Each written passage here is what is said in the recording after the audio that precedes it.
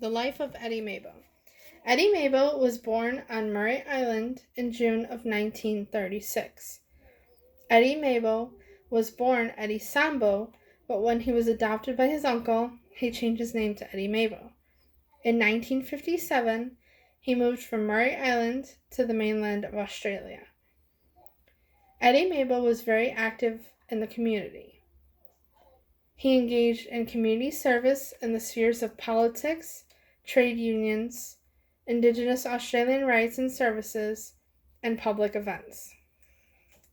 Eddie's school work history.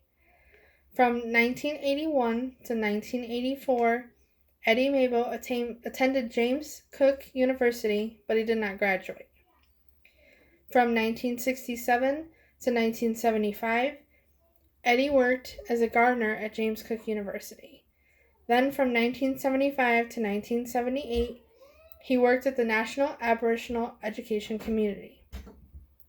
And for the remainder of his life, he spent his time as an Indigenous rights activist. Eddie Mabo was awarded the Human Rights Medal in 1992 in recognition of his participation in gaining justice for the rights of the Indigenous people. Eddie Mabo also has a library named after him, the Eddie Mabo Library, which is at James Cook University, a street named Mabo Boulevard, and Mabo Day, which is celebrated every year on June 3rd.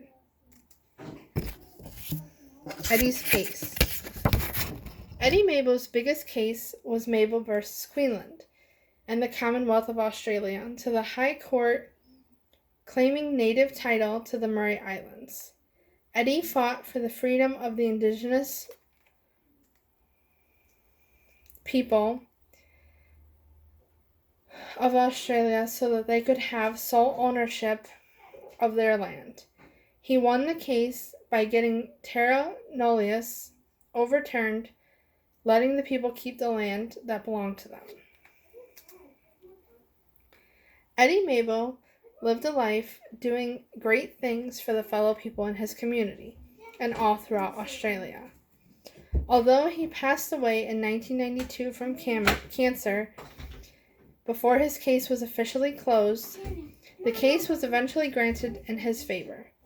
Eddie Mabo lived a life fighting for what he believed in was right for him and his fellow community, and that is still celebrated today.